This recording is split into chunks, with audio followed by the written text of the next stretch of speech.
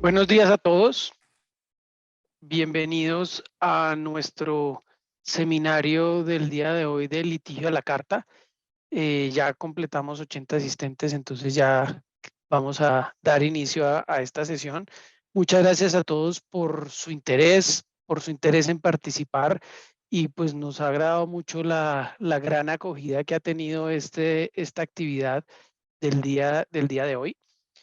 El seminario de litigios a la carta o el grupo, la serie de litigios a la carta es parte de nuestras actividades de celebración de los 30 años de Gómez Pinzón, en la cual hemos diseñado junto con todo el equipo de litigios de toda la firma una serie de actividades donde estamos analizando por dónde están o qué tipos de litigios se están enfrentando las empresas o qué riesgos de litigios están enfrentándose actualmente las empresas en las diferentes áreas.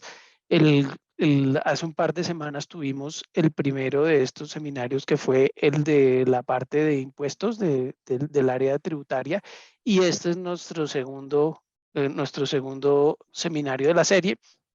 Están todos cordialmente invitados a seguir participando en todos los próximos seminarios o litigios a la carta que vienen en las próximas semanas, porque pues eso es una actividad muy interesante y un ejercicio muy interesante que hemos hecho de ver las diferentes perspectivas de cómo llegar a un litigio o cómo o riesgos que pueden estar enfrentando las empresas en este momento.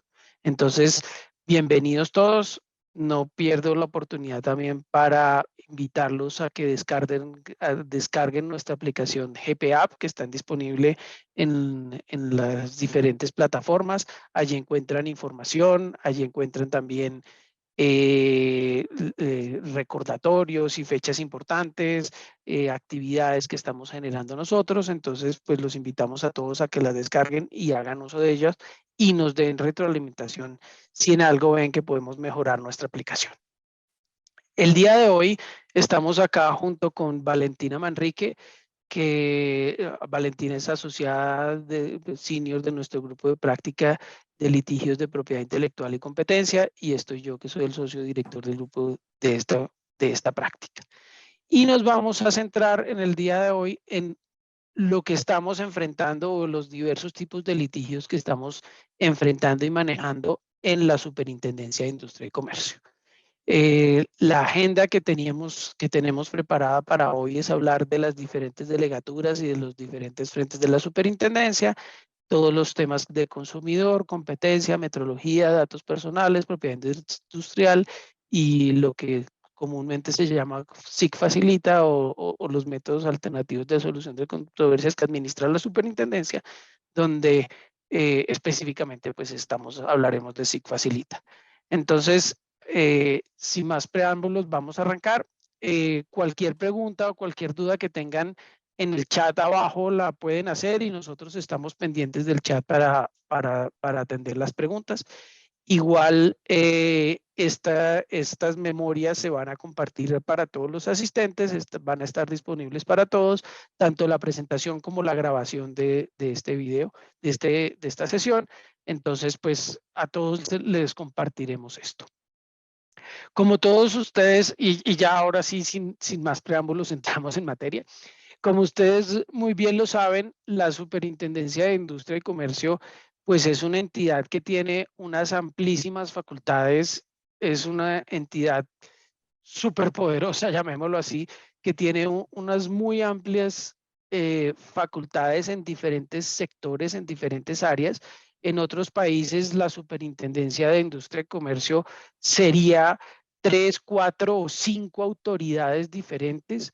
En Colombia todas esas funciones están concentradas en uno. Entonces está la función de protección al consumidor, está la función de datos personales, de protección de datos personales, está toda la función de verificación de metrología y de reglamentos técnicos, está todos los temas de competencia, los de propiedad industrial, y como si esto fuera poco, pues también esa autoridad para la administración de justicia y está investida con facultades judiciales, jurisdiccionales, para administrar justicia en diferentes áreas no general y abstracta, sino en tres áreas específicas que son consumidor, competencia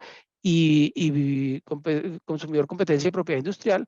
Entonces, pues, además de sus facultades administrativas y sus funciones como administración, tiene estas funciones jurisdiccionales.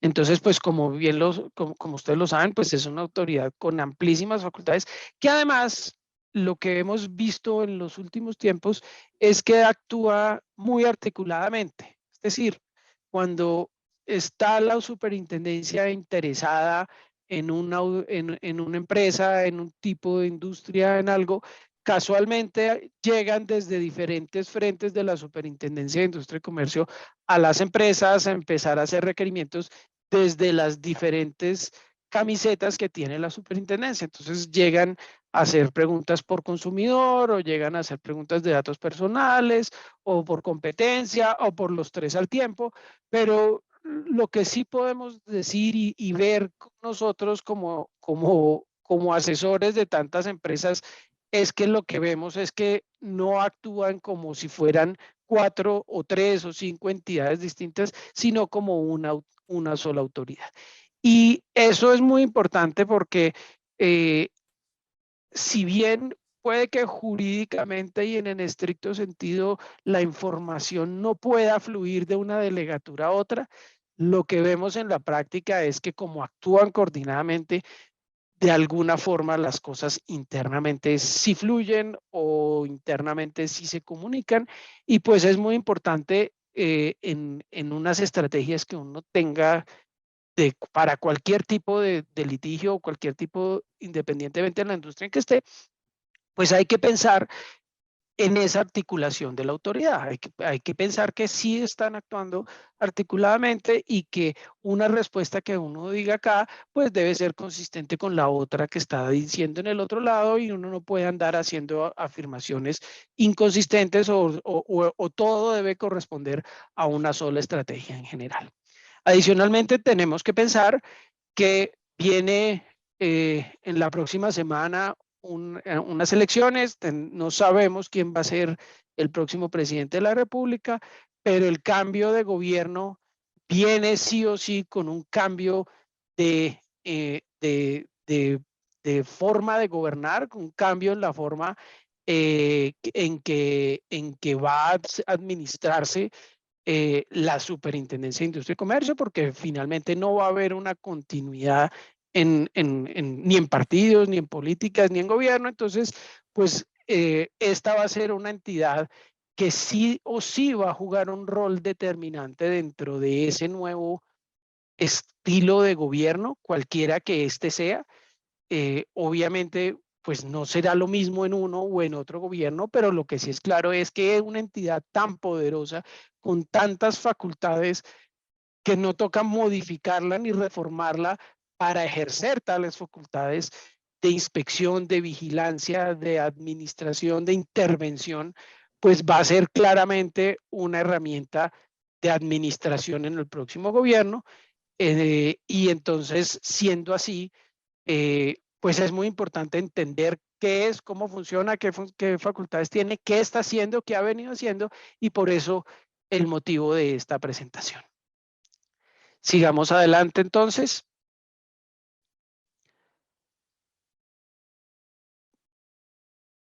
Bien, pues el primer litigio que vamos a estudiar es el litigio de manera en temas de protección al consumidor. Como le estaba diciendo Mauricio, los asuntos de protección al consumidor se manejan de dos formas diferentes en la superintendencia. Tenemos todo lo relacionado con las acciones jurisdiccionales, que es donde está actuando la superintendencia como juez de la República, y tenemos todo lo relacionado con las investigaciones administrativas y procesos sancionatorios que tiene la entidad en la Delegatura de Protección al Consumidor. En los asuntos jurisdiccionales, lo que estamos viendo es que son acciones de protección al consumidor que pueden ser de diferentes cuantías. El mayor volumen que tiene hoy en día la superintendencia son procesos de cuantías bajas, y es por esto que es una práctica nueva y común y que cada vez es más popular en la superintendencia de unir más de una acción en una sola audiencia. Entonces estamos viendo que es muy popular que cuando un cliente tiene varios procesos, las autoridades o los jueces están uniendo todos los procesos en una sola audiencia. Se tornan las audiencias de alrededor de 5 o 8 horas, dependiendo de cuántas acciones se unan, para dar mayor prontitud a los procesos y soluciones a los consumidores. Todas las acciones jurisdiccionales se rigen por el Estatuto de Protección al Consumidor. Son acciones en las cuales, dependiendo de lo que esté solicitando el consumidor, se pueden solicitar efectividades de la garantía, se pueden solicitar perjuicios por información o publicidad engañosa, y adicionalmente está, según el Estatuto de Protección al Consumidor, la posibilidad de que los jueces multen a las compañías que han violado las normas de protección al consumidor. Por el otro lado está la Delegatura de Protección al Consumidor. Esta delegatura está encargada en las investigaciones y sanciones, si hay lugar a ella, a todas las compañías que violen las normativas de protección al consumidor. Es importante que tengan en cuenta que cuando yo digo normativas de protección al consumidor, va un poco más allá del Estatuto de Protección al Consumidor. Estamos viendo que la superintendencia está indagando por el cumplimiento de sus guías en temas de publicidad, publicidad con influencers, en temas de comercio electrónico y también con aquellos detalles que se incluyen en las circulares únicas de la superintendencia que se han vuelto un instrumento básico para la autoridad en este tipo de indagaciones e investigaciones. Los números de la delegatura y de las investigaciones y por supuesto también de las acciones jurisdiccionales en materia de protección al consumidor, como ustedes pueden verlo, cada vez son mucho más amplias. Poco a poco este tema de protección al consumidor adquiere mayor relevancia y mayor importancia. Lo que hemos visto es que la delegatura de asuntos jurisdiccionales, es decir, donde están los jueces de la República, casi el 80% del volumen que se maneja se trata de temas de protección al consumidor, y entre ellos, pues como les decía, de procesos con menor cuantía, personas que se están quejando por un celular, un computador, un artículo de belleza, tal vez una prenda de vestir. Conforme van aumentando las cuantías de los productos o los servicios que se ven afectados, va disminuyendo. En los procesos de mayor cuantía estamos viendo muchos temas relacionados con vehículos, garantías de vehículos, temas de publicidad o precios de vehículos, y también recientemente se han vuelto clientes frecuentes de esta autoridad los constructores y las inmobiliarias que están haciendo publicidad y venta de inmuebles. Dentro de la Delegatura de Protección al Consumidor en las investigaciones administrativas, hemos visto que la superintendencia está muy juiciosa haciendo muchos requerimientos de información. Se ha vuelto muy popular hacer requerimientos de información sobre productos que pudiesen tener posibles fallas o implicaciones respecto a la vida o la seguridad de los consumidores.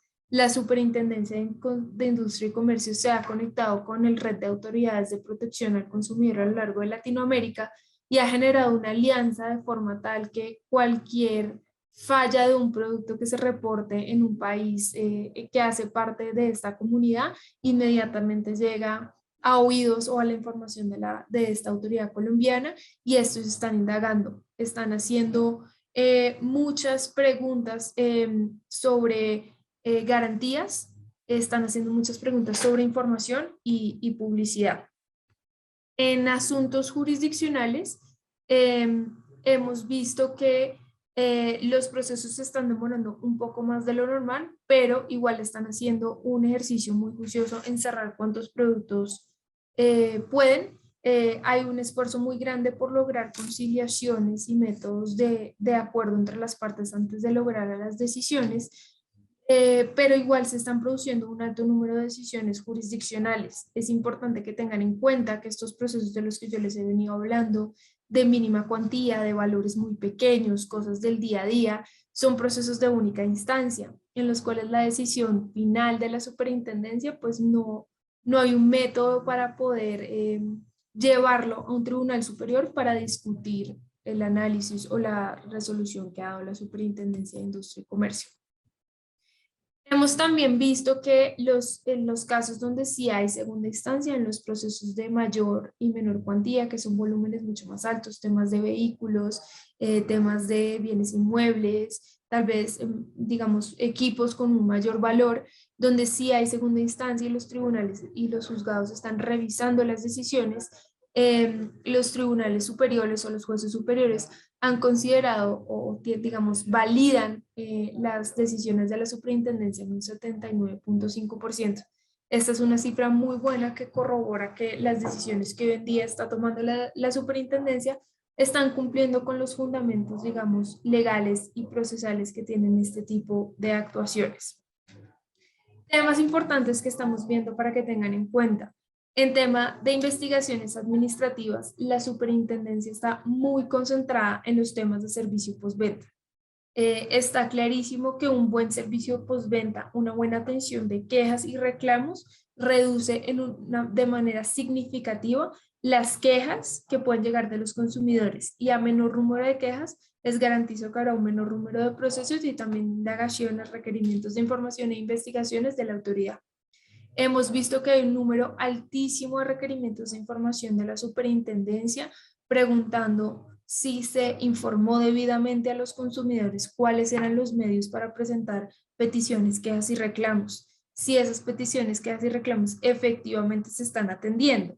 Y cuando llego atendiendo no es solo en tiempo, sino realmente se están respondiendo de fondo a los consumidores, o simplemente les estamos diciendo como gracias por tu comunicación, lo tendremos en cuenta, o no puedo atender a tus solicitudes sin tener una explicación de fondo real de por qué no se está haciendo.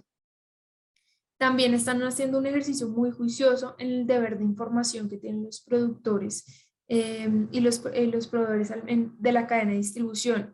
La superintendencia está vigilando muy bien si al momento en el que yo hago una compra, yo como productor o proveedor de un producto o un servicio, le estoy entregando toda la información que el consumidor necesita, no solo para tomar pues digamos, para tomar la decisión de compra, sino también para saber qué hacer en caso de que haya una falla, en caso de que yo tenga un problema con el uso, en caso de que no entienda una instrucción. Están haciendo ejercicios muy juiciosos de evaluación y revisión de manuales de información, políticas de garantía, en los casos de comercio electrónico, revisión de términos y condiciones, manuales, políticas de retracto, formularios de retracto, reversión del pago. Realmente están muy concentrados en lograr la protección de los consumidores a través de los deberes de información. Otro Valentina, cabal, antes de seguir sobre eso, hay una pregunta específica de lo que acabas de hablar de uno de los asistentes y pregunta que si en el derecho de retracto del artículo 47 se puede terminar por transacción. por supuesto que sí.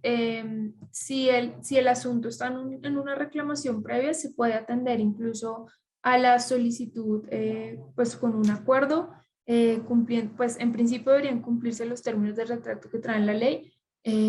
Conocemos y sabemos que hay temas donde están involucrados terceros en el retracto, ya sea porque hay pasarelas de pago, porque hay entidades financieras involucradas. Se puede terminar por mutuo acuerdo. Nosotros siempre sugerimos que cuando pues hay este tipo de disputas se firmen contratos de transacción para evitar acciones jurisdiccionales o quejas futuras precisamente ante la superintendencia, pero sí es posible dar o finalizar todas las disputas entre una parte y un consumidor, pues de común acuerdo y con un contrato de transacción o algún otro documento que respalde esta negociación. Les contaba entonces que otro caballito de batalla de la superintendencia es el tema de la publicidad. La publicidad se está volviendo un elemento muy común de quejas por parte de los consumidores, porque los consumidores sienten que muchas veces, pues por hacer publicidades que son atractivas, que son llamativas, que cumplen con los estándares, digamos, de tiempo y de la rapidez que tienen las redes sociales, los medios de comunicación, se está dejando información importante para los consumidores, ya sea respecto del producto, de las condiciones de la compra o tal vez de la oferta que se esté realizando. La superintendencia en este momento está en una jornada muy fuerte de revisar la publicidad de productos COVID. ya que pues han surgido un montón de inconformidades de los usuarios respecto a muchos de estos productos. Y cuando yo digo productos COVID, entiendan medicamentos, suplementos, productos de limpieza, todos estos productos que salieron con beneficios COVID a lo largo de la pandemia. ¿Qué está preguntando la Super? El beneficio que usted está anunciando sobre este producto respecto del COVID o el virus SARS-CoV-19 es real, usted tiene los sustentos, usted tiene los ensayos para poder decir lo que está diciendo, porque finalmente la regla es muy clara, ustedes pueden decir lo que ustedes quieran en la publicidad, pero cuando se trata de una condición objetiva, que yo cumplo con tal, que yo elimino tal, que yo soluciono tal, es importante que haya un estudio técnico y científico detrás. Y por favor, estos estudios tienen que ser previos, no cuando la superintendencia empezó a preguntar y llamó la atención. El estudio tiene que salir, ojalá, antes de que salga la pieza publicitaria al mercado. Otro tema que le está llamando mucho la atención a la superintendencia, las promociones. A raíz del fin, digamos, del confinamiento, se han hecho muchas actividades promocionales, volvieron los descuentos, volvieron las actividades con pague uno, lleve dos, compre este, llévese este, eso está perfecto, no hay ningún problema, pero es importante que todas estas actividades promocionales tengan unos términos y condiciones que respalden o que tengan las reglas del juego de estas actividades.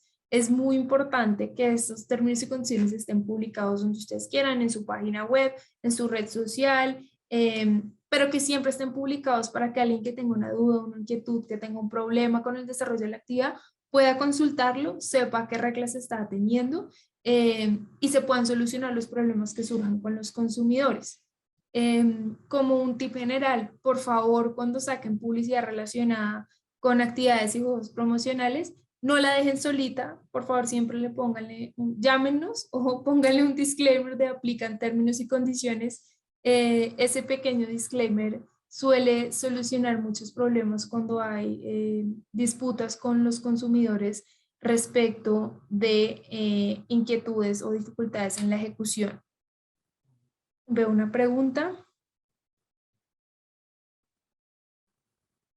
Sí, Ofrecer un la Dale. pregunta es si ofrecer algún beneficio o compensación al consumidor por algún error cometido genera rebaja en la sanción que pudiera imponer la SIC.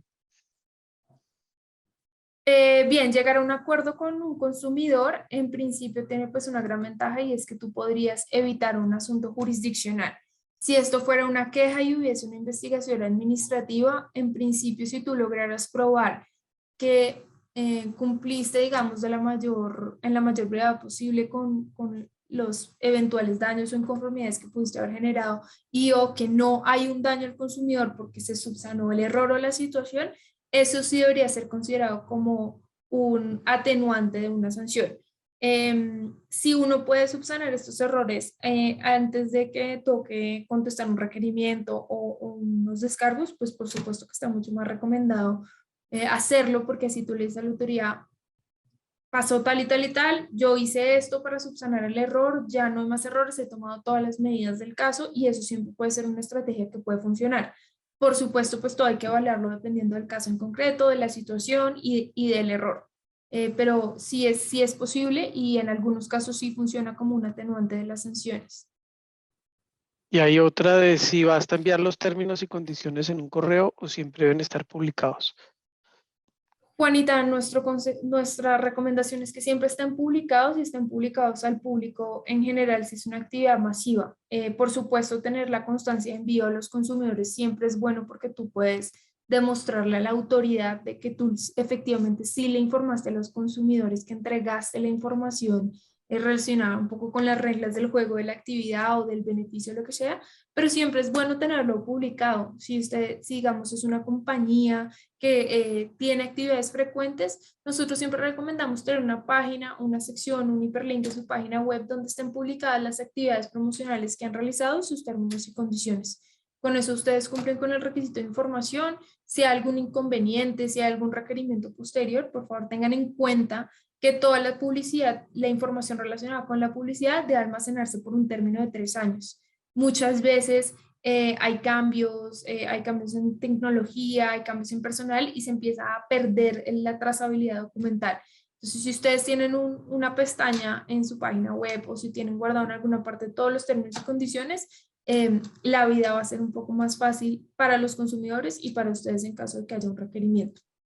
De hecho, dentro de los requerimientos que hemos visto recientes, están pidiendo copia de todas de la publicidad que han hecho en los diferentes medios durante X años, no meses, sino años.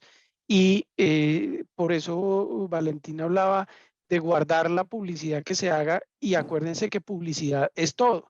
Publicidad no es solo cuando uno contrata una página en el tiempo o cuando contrata un minuto en el canal RCN, sino publicidad es todo, lo que publican en redes, lo que publican en la página web, todo eso es publicidad y todo eso hay que guardarlo, incluido lo que publican en redes. Entonces, todo eso pues se debe guardar.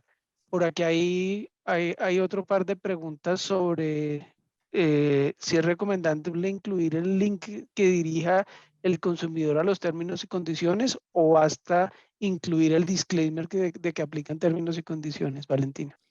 Si lo puedes incluir, mucho mejor, pero nosotros también entendemos que hay medios y hay secciones donde tener tanta información en un legal, pues se ve feo, ocupa mucho espacio. Sugerimos entonces decir, aplican términos y condiciones disponibles, página web. Pero por supuesto, si puedes tener el link, maravilloso. Y si es un hiperlink, si es en redes, si es un hiperlink donde yo simplemente puedo dar clic, mucho mejor aún. Y por aquí están preguntando que por cuánto tiempo tienes que tener publicados los términos y condiciones. Pues publicados o en todo caso almacenados 3 años desde que salió la publicidad. Pero yo creo que es distinto. Una cosa es almacenados y otra cosa es publicados. El publicados, digamos, si solo los vas a publicar y después los vas a almacenar, tiene que ser durante la vigencia de la actividad promocional. Si tú dices que tu actividad va a durar 3 meses, durante esos 3 meses tiene que estar publicada la información. Ya para requerimientos de información y cumplimiento de obligaciones legales, tienes que tenerlos almacenados, públicos o no, durante 3 años. Como ven por la cantidad de preguntas que han surgido, este es un tema Muy importante que popular. seguramente que popular y que les está doliendo a muchos. Además, las preguntas no han sido de uno, sino de varias personas. Luego es un tema popular. Hay otra pregunta: ¿cómo se construyen las pretensiones económicas en asuntos jurisdiccionales? Vemos que en algunos casos la pretensión es superior a la devolución del dinero, del servicio o del producto en el litigio. Listo, entonces voy para asuntos jurisdiccionales. Entonces, ¿qué estamos viendo en la delegatura de asuntos jurisdiccionales? Estamos viendo con preocupación que dentro de los derechos de protección al consumidor se están abarcando derechos que inicialmente no estaban contemplados en la ley. O sea, a partir de interpretaciones de la autoridad, esos derechos se han ampliado un poco más. Hemos llegado al punto donde incluso la protección de la información o los datos personales de los consumidores han sido considerados como un derecho de consumo dentro de las transacciones de comercio electrónico, aun cuando esto está expresamente regulado por la ley de datos personales. Entonces ya tratar un dato personal en el medio de una compra de consumidor, los temas de fraude que están ocurriendo mucho en temas de plataformas web, ya son un tema que abarca también la delegatura de asuntos jurisdiccionales en asuntos de protección al consumidor. Entonces, ahora sí hay que estar muy seguros en todo, digamos, en el proceso de una compra, en el momento cero, cuando yo saco el producto, la información que pongo del producto, los precios, la publicidad, todo lo que ocurre con la transacción y todo lo que yo estoy haciendo con la información posterior a esa transacción. Hemos también visto que los jueces de la superintendencia están supremamente estrictos con el tema de la solidaridad. El Estatuto de Protección al Consumidor y normas complementarias dicen que todos los miembros de una cadena de producción y distribución son responsables de cara al consumidor por la falla en una garantía o en un producto o un servicio. ¿Qué quiere decir esto? Que si yo compro un carro y el carro me falla, yo tengo la posibilidad de reclamarle, digamos, al taller que atendió la falla, al concesionario que vendió el producto y además a la marca o al importador del vehículo en Colombia. ¿Esto qué implica? Que yo como consumidor podría demandar a cualquiera o podría demandarlos a todos.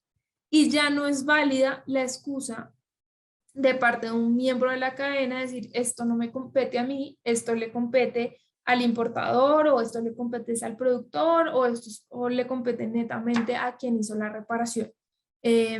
La superintendencia está súper estricta para lograr que los derechos efectivamente se protejan y se cumplan a los consumidores, por eso no está permitiendo que yo me exonere de mi responsabilidad si legalmente no puedo hacerlo, bajo ese concepto de solidaridad que trae la ley. Entonces es supremamente importante que cuando estén en un litigio de protección al consumidor tengan claro quiénes participaron en la cadena, quién hizo qué respecto a un producto, quién lo reparó, quién lo entregó, quién lo vendió, bajo qué condiciones, porque ya no va a ser tan fácil decir esto no es mi responsabilidad, es responsabilidad de Mauricio que fue el que vendió el producto. Y otra cosa fundamental que ya les hemos dicho, atención de PQRs. No atender una PQR y que el juez de la República vea, pues en este caso la superintendencia vea que yo no atendí una PQR, es un indicio muy en contra a la hora de enfrentar un proceso judicial, porque se ve como si yo no estuviera respetando ni atendiendo los derechos de los consumidores, aun cuando, en especial cuando mandar una reclamación previa a un derecho de petición es un requisito que trae la ley para que los consumidores puedan iniciar acciones de protección al consumidor. Como les hemos dicho mil veces, un buen servicio de atención de PQRs, una buena intermediación en la parte inicial del conflicto, reduce impresionantemente el número de quejas y de situaciones que pueden llegar a las autoridades. Y lo otro que hemos visto, antes de contestar las preguntas, es hay un aumento en la frecuencia de la imposición de multas jurisdiccionales que trae el Estatuto de Protección al Consumidor. En la parte de toda la legislación de procedimiento que trae el Estatuto de Protección al Consumidor, la ley 1480, hay por ahí escondido un numeral que dice que cuando un productor o proveedor es vencido, o sea, pierde en una acción de protección al consumidor y el juez evidencia que hay una flagrante violación a las normas de protección al consumidor, este juez puede primero multar a la parte vencida hasta por 500 salarios mínimos mensuales legales vigentes. Y segundo, puede compulsar copias a la Delegatura de Protección al Consumidor para que sea esta autoridad la que investigue. Y sí está ocurriendo. O sea, están ocurriendo las multas con mucho más frecuencia. Además, ya hemos visto las primeras multas de los 500 salarios mínimos. O sea, ya realmente están aplicando las multas.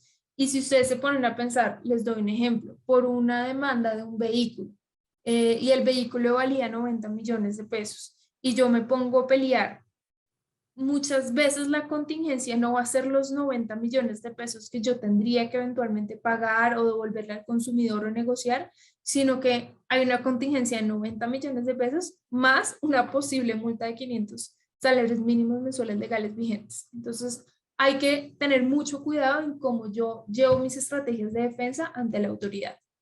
Y lo otro Valentina, es, están preguntando cómo hace devolviéndonos un poquito a una cosa que hablaste hace un minuto, ¿cómo hace la superintendencia o qué criterio maneja la superintendencia para identificar que una falla o una conducta es reiterada? Esta es una pregunta que frecuentemente nos hacen los clientes, entonces te la pongo porque ya la habían hecho hace un ratico y como te decía, es algo que frecuentemente nos lo preguntan. frecuente. Claro que sí. La falla reiterada, por supuesto, es importante que entiendan que depende del bien o servicio que estamos revisando. O sea, no es lo mismo una falla reiterada de una olla que una falla reiterada de un vehículo, porque el vehículo tiene casi 2 millones de piezas.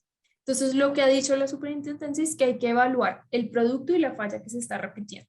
En principio, una falla reiterada es como cuando falla una misma pieza, objeto, circuito o punto en particular de un producto o un servicio.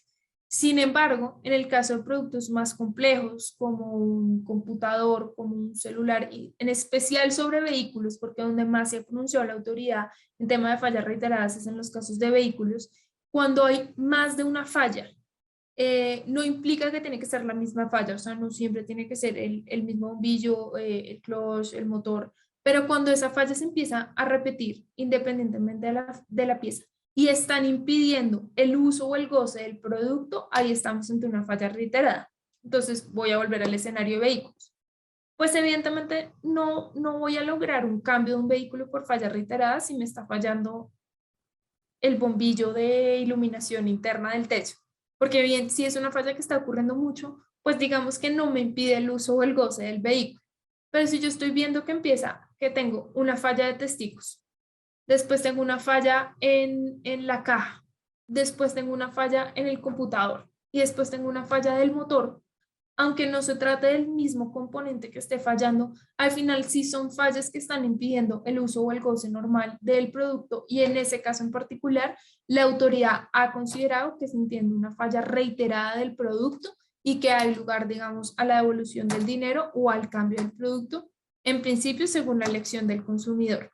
Eso es una posición que está un poco en debate, pero ese es el concepto de falla reiterada. Y devolviéndome a Y la pregunta de dale. las pretensiones económicas, en principio, en una acción de protección al consumidor, uno solo puede pedir perjuicios cuando se trata de daños producto de información o publicidad engañosa. Cuando se trata de asuntos de devolución del dinero por garantías, el consumidor solo podrá pedir el precio original del producto o el servicio, pero la superintendencia sí está autorizando o concediendo que ese valor se actualice a valor presente, no al momento de la compra. Es decir, si era un carro y han pasado 3 años de la garantía entre fallas y fallas más un año de litigio, pues ese valor se va a actualizar con el IPC de esos años. Y hay unas dos preguntas finales de este tema antes de pasar al siguiente y es cómo se aplica la garantía sobre servicios y sobre inmuebles. Wow.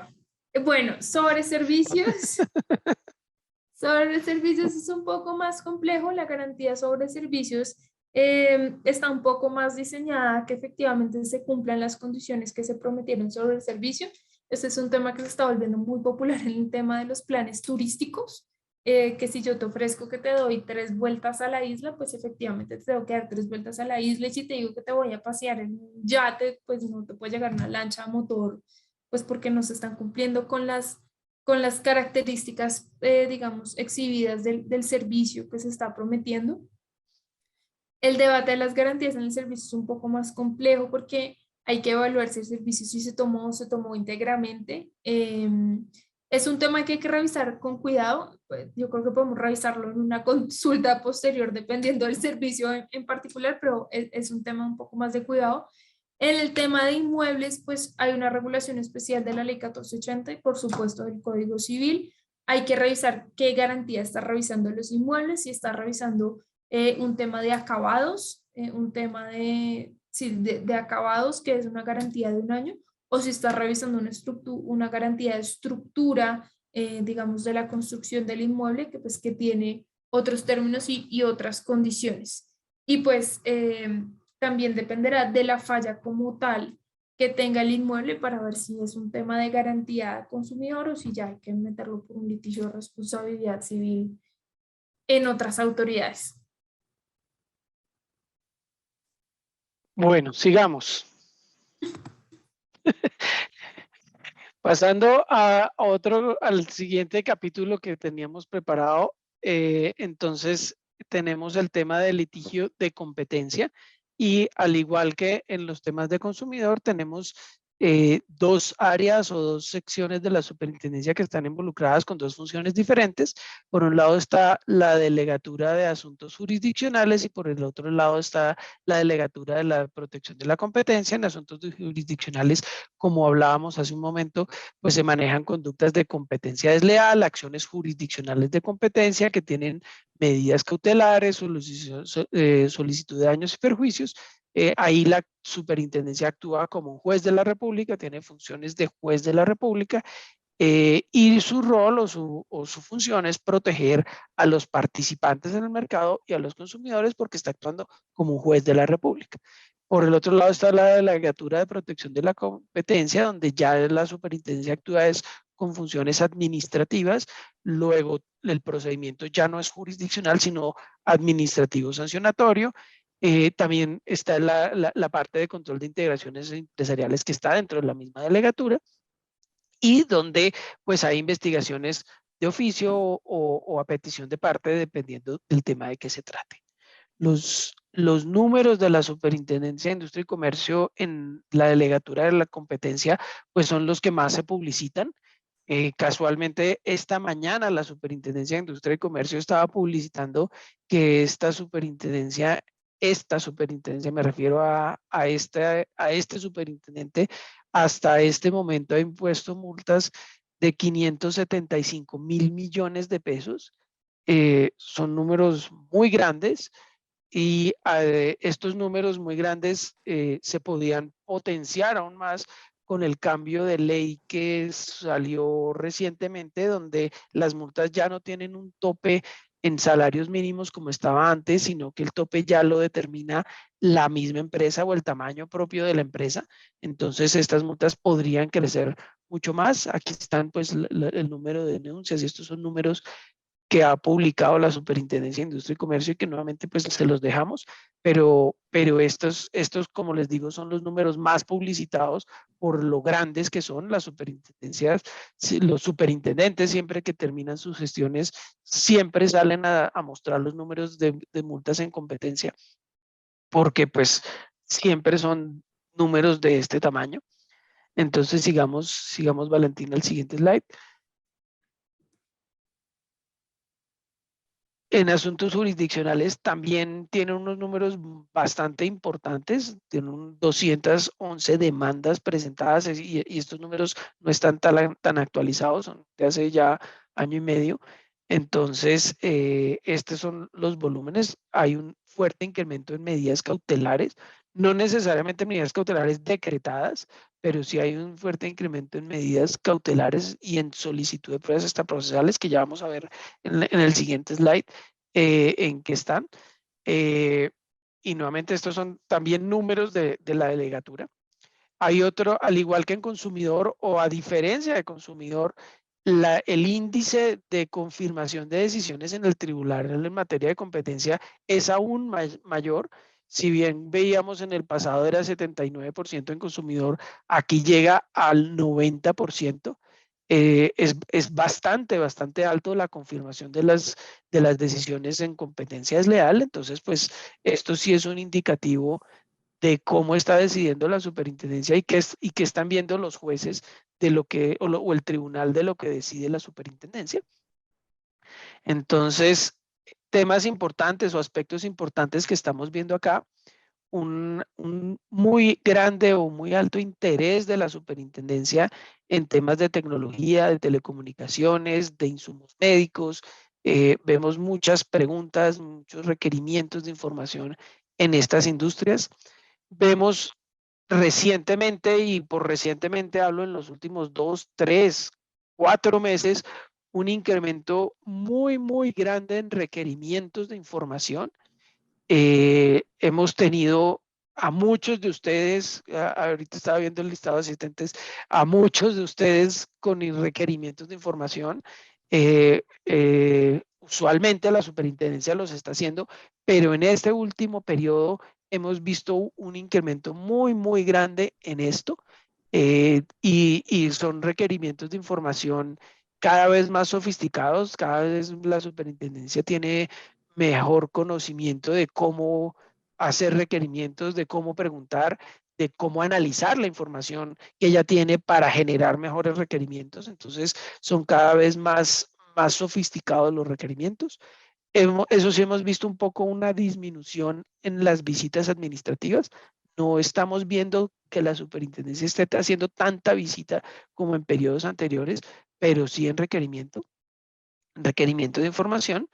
eh, y esos requerimientos los hemos visto muy enfocados hacia temas de precios inequitativos, de intercambios de información, de intercambios de la información entre competidores y entre diferentes miembros de la cadena. Hacia allá es que estamos viendo las preguntas, y sobre todo estamos viendo mucha pregunta en temas de precios inequitativos, que era un tema o es un tema que históricamente la superintendencia no ha investigado mucho, y no hay mucho antecedente de sanciones en estos temas, y los requerimientos que estamos viendo hay muchos dirigidos hacia eso. Por otro lado, como ustedes seguramente se han enterado, la superintendencia abrió una nueva dirección que se llama la Dirección de Cumplimiento. Es una nueva dirección dentro de la Delegatura de Competencia que lo que está encargada es de hacer seguimiento a los cumplimientos de las empresas en condicionamientos impuestos en procesos de integraciones empresariales y en garantías otorgadas para terminar procesos de prácticas restrictivas de la competencia. Durante los últimos años, la superintendencia ha puesto cualquier cantidad de condicionamientos y ha aceptado, no muchas, pero sí ha aceptado garantías para terminar investigaciones administrativas. Y lo que pasaba era que nadie les hacía seguimiento. Las empresas cumplían y iban mandando memoriales, pero no pasaba nada con eso. Y lo que hemos visto es que desde que empezó esta delegatura, pues han empezado a llegar requerimientos de información a las empresas diciéndole, muéstreme cómo está cumpliendo con esto, o veo que cumplió con esto, esto y esto, pero en tal periodo le faltó, mándeme el de este periodo, o veo que me lo mandó, pero me lo mandó incompleto. O sea, ya están analizando estos incumplimientos o estos cumplimientos de esos condicionamientos para determinar si hay incumplimientos. Por ahora no hemos identificado ningún proceso de sancionatorio o algún efecto derivado de incumplir con estos condicionamientos, resultado de estos requerimientos, pero lo que sí los hemos visto es súper activa la superintendencia en revisarlos y esta delegatura arrancó con esa función. Tiene otra función que es los programas de compliance, acompañar a las empresas en los programas de compliance y ya les estaremos en otro momento contando de esta función de los temas de compliance porque sí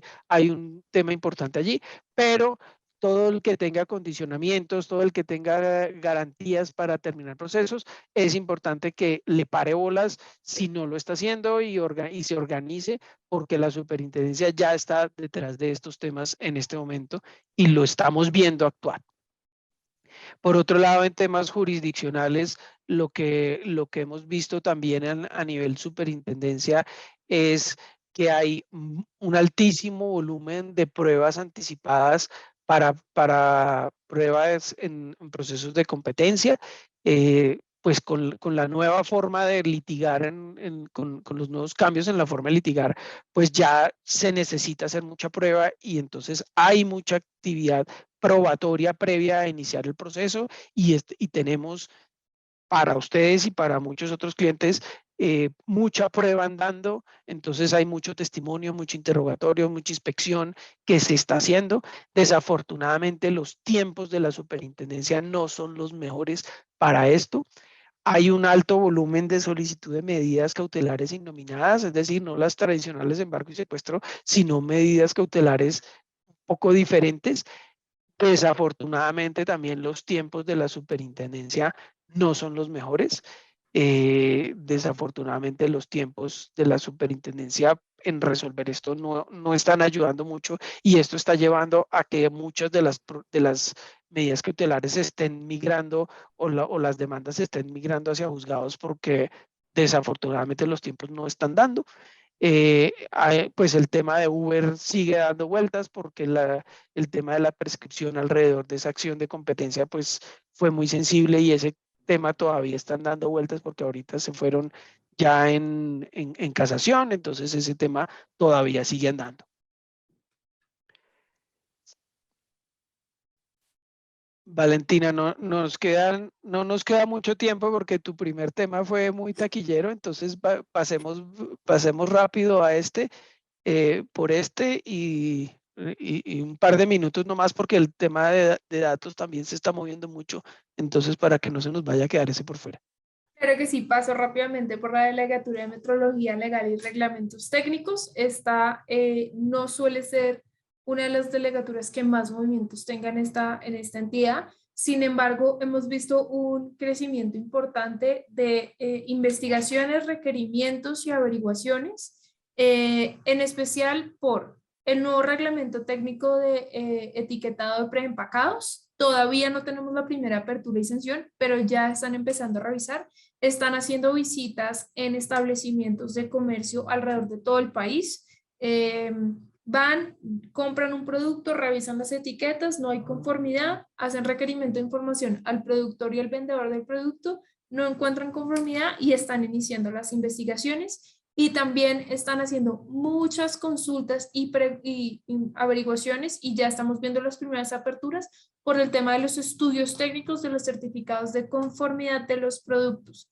Es muy importante que si el producto que ustedes importan o comercializan en Colombia está sujeto al reglamento técnico, estén inscritos en el registro de importadores de productos sujetos al reglamento técnico de la superintendencia y tengan al día sus certificados de conformidad y todos los estudios técnicos y científicos que se requieren para poder dar cumplimiento a esos estudios de conformidad y a los requerimientos del reglamento técnico en particular.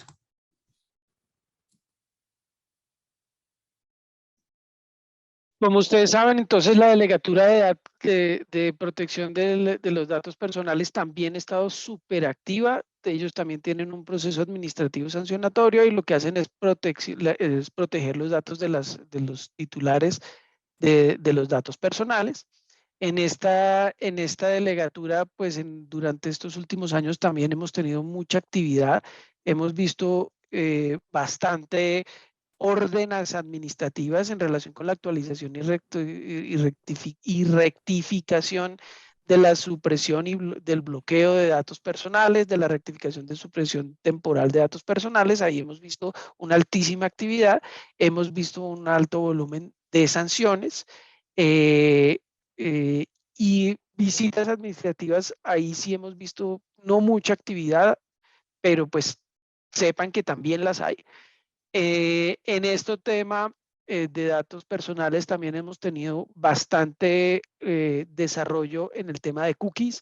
Hemos visto cómo la superintendencia ha utilizado las cookies con las cuales se determinan los hábitos de navegación, los hábitos de consumo, como una forma de presencia en el mercado, y ha utilizado las cookies para poder lograr llegar a empresas que no tienen presencia en el país, para decir que las cookies son su forma de tener presencia en el país, y de esta forma le ha dado la vuelta a la tradicional respuesta de muchas empresas de que yo no tengo presencia en Colombia, para sustraerse del cumplimiento de las normas locales, y las cookies han sido su gancho para llegar.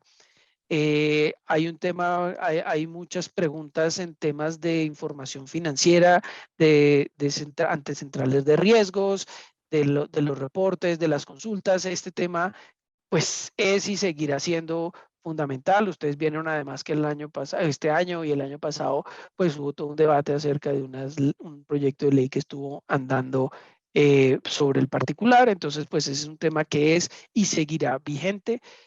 Obviamente el tema que más activa cualquier cosa es la típica llamada de querido usuario, o me refirieron tu teléfono.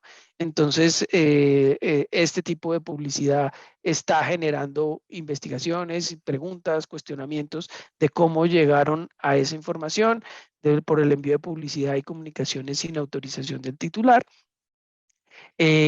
Aunque no lo crean, el tema de los incidentes de seguridad, que cada vez son mayores y cada vez nos preguntan, pero eso no pasa nada, pasemos de agache. Pues no, el tema de pasar de agache ya cada vez puede ser menos, la peor idea, porque ya hay un incumplimiento, ya se deriva de un incumplimiento de reportar estos incidentes, y ya esos incumplimientos pues están generando efectos.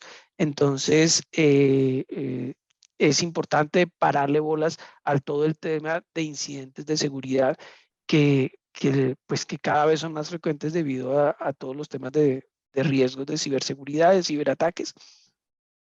Otro tema que también está siendo muy relevante es el tema de la actualización del Registro Nacional de Bases de Datos. Como ustedes saben, muchas empresas en el año 2018 hicieron su registro y se quedaron así, y resulta que ese registro ha habido órdenes de actualizarlo periódicamente, y es deber actualizarlo periódicamente, y la superintendencia se está expidiendo órdenes administrativas diciendo qué pasó con esto, por qué no me lo has actualizado, pero más allá de eso, está diciéndoles, oiga, usted me reportó que tenía una base de datos, pero no tenían una política de seguridad ni unas reglas de seguridad con esto, ¿qué está pasando? Y le ordeno que las implemente. Y eso es un tema que está pasando en este momento. La superintendencia está mandando órdenes administrativas a las empresas que en ese momento dijeron, tengo bases de datos, pero no tengo nada interno para protegerla, ni políticas, ni nada.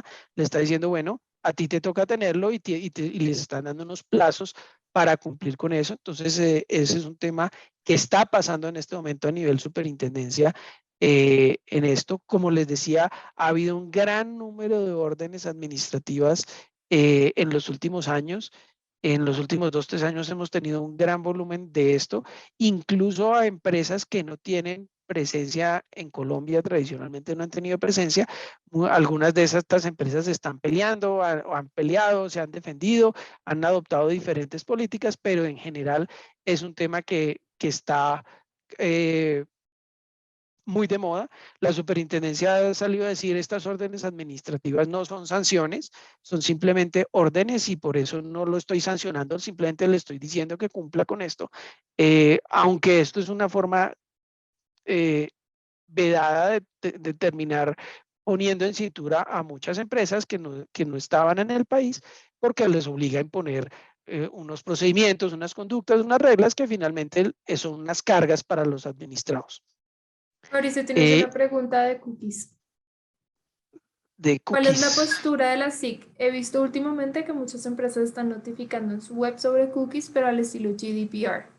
Sí, el tema de cookies es precisamente ese. La superintendencia está utilizando las cookies como el gancho para atraer al sistema colombiano a las empresas y decir que esa es su forma de tener presencia en el país. Entonces, el tema de cookies que en Colombia no está regulado y no tiene, pues por ahí se lo están metiendo. Entonces, por eso, como lo dicen, lo están haciendo al estilo GDPR precisamente por eso, y últimamente le están llegando a uno muchas notificaciones acerca de las cookies, precisamente por eso, precisamente por esa forma en que la super está mirando y le está parando bolas al tema de las cookies. Y te Valentina, preguntan, creo que vamos a tener que avanzar porque se nos acabó el tiempo y la invitación era hasta las y 31.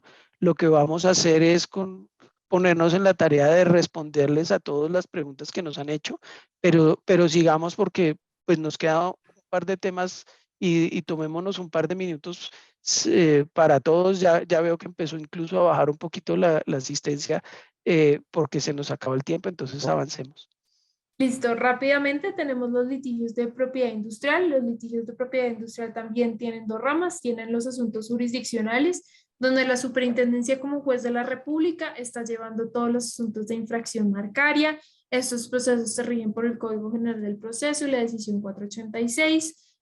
Buscan proteger a los titulares de derechos de propiedad industrial. Incluyen siempre la solicitud de medidas cautelares, la solicitud de pruebas extraprocesales y el lugar a las mismas y la indemnización preestablecida. En algunos casos hemos visto que la autoridad en procesos de infracción marcaria está dando órdenes administrativas a otras áreas de la superintendencia respecto de derechos o registros de propiedad industrial. Y asimismo, pues tenemos el trámite propio del registro marcario, donde también tenemos un litigio relacionado con las oposiciones a las solicitudes de registro, acciones de cancelación y demás acciones de litigio propias del trámite de un registro de una marca. Hemos visto, pues también hay un auge en este tipo de procesos. Este tipo de procesos los lleva un grupo especial de la Delegatura de Asuntos Jurisdiccionales, que es el Grupo de Competencia y Propiedad Industrial. Vemos que hay un auge en las demandas, hay un auge en la solicitud de pruebas extraprocesales y medidas cautelares. Sin embargo, pues como lo habíamos mencionado inicialmente, los trámites de respuesta de estas solicitudes, sobre todo las solicitudes de medidas cautelares, no están siendo los más rápidos. Nuevamente, el Tribunal Superior de Bogotá es la autoridad superior que revisa las decisiones de la superintendencia. Hay un 90% de favorabilidad respecto de las decisiones de esta entidad. Y que hemos visto muy importante para que lo tengan en cuenta. Esta delegatura no está aceptando la contracaución en las solicitudes de medidas cautelares, es decir, cuando a mí me ponen una medida cautelar y me ordenan quitar un producto, bajar un letrero o alguna orden en particular, yo no puedo contracaucionar, no puedo pagar para evitar el cumplimiento de esta medida cautelar, porque estos jueces consideran que esta medida busca proteger en especial a los consumidores al mercado y es por ello que yo no puedo evitar esa orden haciendo un pago o una contracaución. Súper importante, sigue vigente el tema de la interpretación prejudicial como un elemento indispensable para las decisiones de segunda instancia en los que se estén revisando situaciones o disputas de derecho en procesos de infracción. También hemos visto un incremento importante de las pruebas extraprocesales. Se están haciendo muchas visitas a establecimientos donde posiblemente puede o llegase a haber una infracción.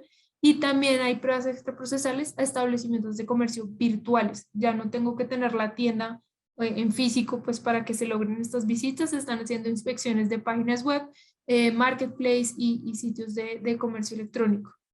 Estamos viendo pocas medidas cautelares y estamos viendo que en razón, digamos, a los tiempos de respuesta a esas medidas cautelares, que hay un flujo importante de estas solicitudes a la rama judicial. Y finalmente, para cerrar, les traemos a consideración el mecanismo de solución de conflictos de la superintendencia que se llama SIC Facilita.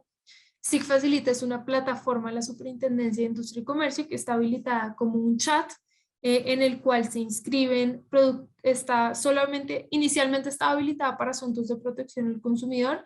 Este año Nelson Remolina, como delegado de protección de datos personales, habilitó la plataforma para disputas de protección de datos personales. ¿Cómo funciona? Las empresas que tengan un alto número de reclamos o un alto número de volumen de demandas, de temas en la superintendencia, se pueden inscribir, les abren un canal que es un chat.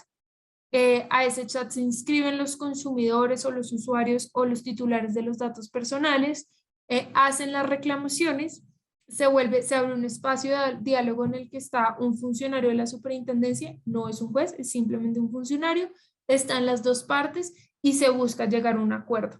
Esto no es una conciliación, es una facilitación.